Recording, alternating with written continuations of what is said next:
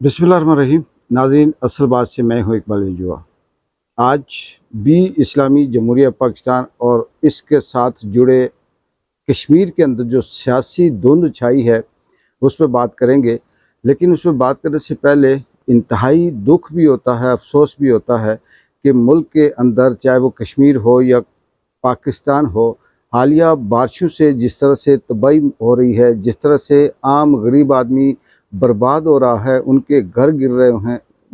रहे हैं, किसी का स्लाइडिंग में आ रहा है, किसी का सैलाब में आ रहा है। लेकिन हमारे पाकिस्तान के अंदर जो बदकिस्मती से अज़ाब बनकर इस अवाम और इस मुल्क के ऊपर जो मुसल्लत हुए हैं, चाहे उसके अंदर ब्यूरोक्रेसी हो, इस्टेब्लिशमेंट हो, फार्म 47 हो, मीर जाफ़र और मीर सादिक की नस्ल से चलने वाले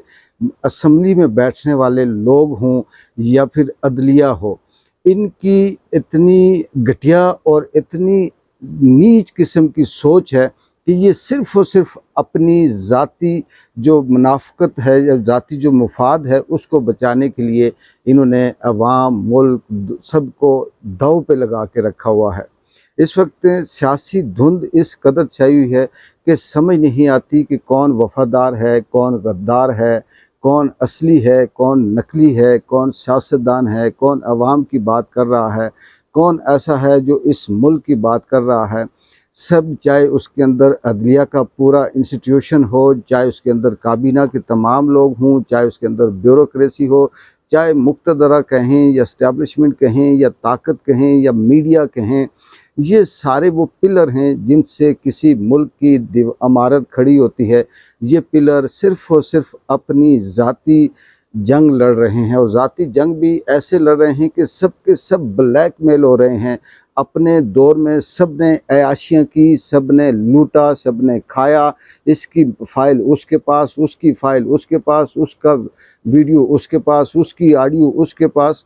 पहले तो हम सुना करते थे कि हमाम में सब नंगे हैं, लेकिन अब पता चला कि पाकिस्तान की सियासत के अंदर, इस्टेब्लिशमेंट के अंदर, मीडिया के अंदर, ब्यूरोक्रेसी के अंदर सब नंगे हैं। अगर कोई है तो सिर्फ़ और सिर्फ़ अवाम है, और वो अवाम निहत्ती इस वक्त खड़ी है, और वो जंग लड़ रही है अपनी सर्वाइवल की, या वो जंग लड़ रही है इस मुल्क में रहने की, अपने हक लेने की। पाकिस्तान में इस वक्त इमरान खान जो पिछले इस 1 साल हो गया उससे वो बंद है, उससे पहले भी इसके ऊपर जो जुल्म फस्तायत थी, उसके कारकुनों के साथ, उसके चाहने वालों के साथ, उसके नाम से जो नाम लेने वाला है, चाहे वो सोशल मीडिया से है, चाहे वो सियासी है, चाहे वो समाजी है, उनके साथ कौन क्या नहीं कर रहा ये सब के सामने है। लेकिन दूसरी तरफ जिनकी सियासत न सिर्फ दफन होगी, बल्कि मैं ये कहूँगा कि उनकी सियासत बदकिस्मती से नून लीग की तमाम सियासी जो कैरियर था, वो काला स्याह धब्बा बनकर उनके चेहरे के ऊपर कालक की तरह मल कर अब वो दफन हो चुका है। और वो इतना गहरा दफन हो चुका है कि नून लीग, चाहे शहबाज शरीफ हो या नवाज शरीफ हों, या इनके मुसल्लत करदा नाम नहाद किस्म के स्पोक पर्सन, या फिर वो औरतें जो सिर्फ घरों के अंदर सास बहू के किरदार के लिए उनका करैक्टर होता है, वो सियासत में आ गई। वो सिर्फ चीखती हैं टीवी चैनल्स पे आकर, इनका किरदार हमेशा के लिए ख़त्म हो गया, क्योंकि ये नंगे हो चुके हैं और ये वाज़ेह तौर पे पता चल चुका है कि ये अवाम के लिए नहीं है, ये मुल्क के लिए नहीं है। मुझे सिर्फ इस बात का अफसोस है कि यहाँ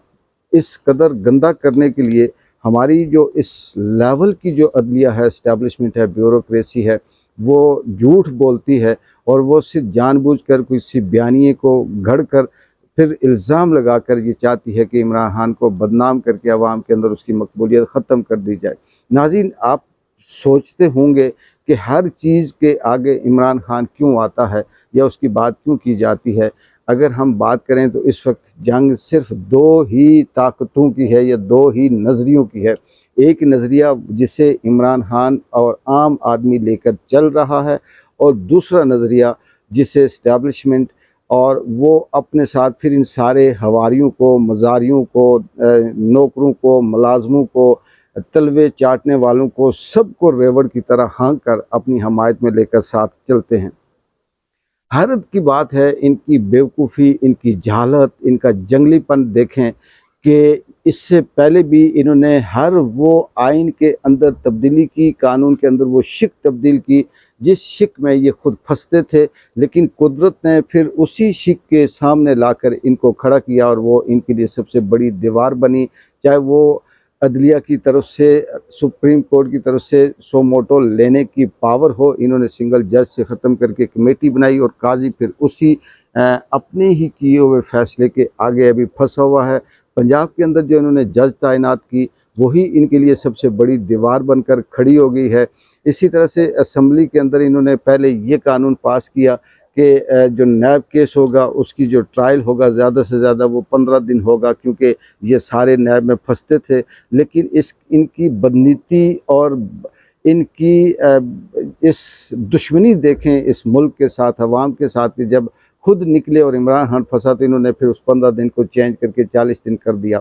अभी इसी तरह से क्योंकि आज़ाद उम्मीदवार, इन्होंने पाकिस्तान तहरीक इंसाफ के तमाम जो उम्मीदवार थे लड़ने वाले, उनको आज़ाद हैसियत से उन्हें इलेक्शन लड़ना पड़ा, क्योंकि ये मेहरबानी काजी साहब की और इलेक्शन कमिश्नर की थी। तो उसमें से जो 40-39 वो उम्मीदवार जीते हुए, जिन्होंने पहले से ये लिख दिया था कि हम तहरीक इंसाफ के हैं, उनको पीटीआई में शामिल किया गया। पीछे 41-41 जो बच्चे हैं, उनको 15 दिन का टाइम दिया गया था कि वो इससे पहले कि अपने पार्टी ऐलान करें, अपने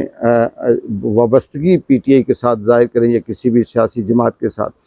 तमाम अदलिया, तमाम ये जो लोग, करप्ट लोग इस निज़ाम के ऊपर बैठे हुए हैं, इन्होंने उस वक्त को ज़ाया करने के बाद अभी आज असम्बली में ये वाली करारदाद पेश की कि इलेक्शन 2017 का जो एक्ट है उसके अंदर तरमीम की जाए। और उस तरमीम की 2 शिकें इन्होंने रखी। एक ये कि जो आज़ाद इलेक्शन लड़ेगा तो वो ज़्यादा से ज़्यादा 3 दिन के अंदर अंदर अपनी वाबस्तगी किसी सियासी जमात के साथ ज़ाहिर करेगा। और दूसरा ये कि जो एक दफ़ा सियासी वाबस्तगी आज़ाद उम्मीदवार किसी पार्टी के साथ, पीपी, नून या पीटीआई या किसी और के साथ वाबस्ता कर लेगा, तो फिर उसके बाद वो तब्दील नहीं होगा, वो फिर उसे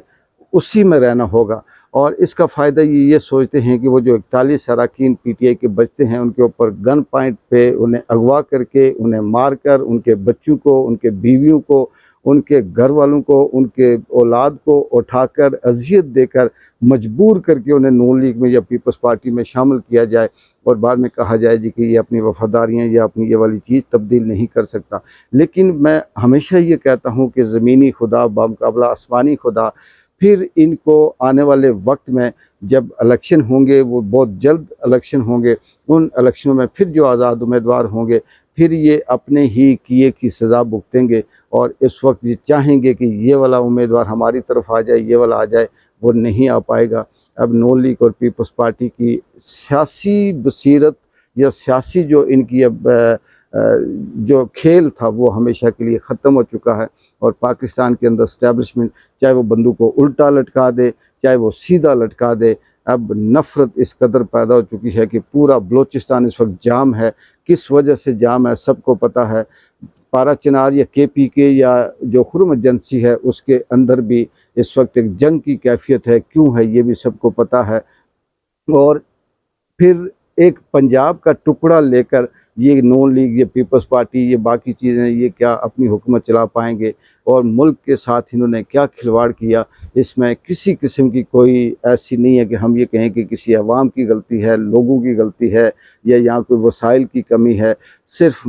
शहबाज शरीफ जैसे मस्खरे, नवाज शरीफ जैसे मुफाद परस्त और आसिफ ख्वाजा दूसरे तीसरे इन जैसे मीर जाफ़र और मीर सादिक जो पैसे देकर बोलने वाले हैं। इसी तरह से मीडिया के अंदर, चाहे उसमें सलीम साफ़ी हो, सेठी हो या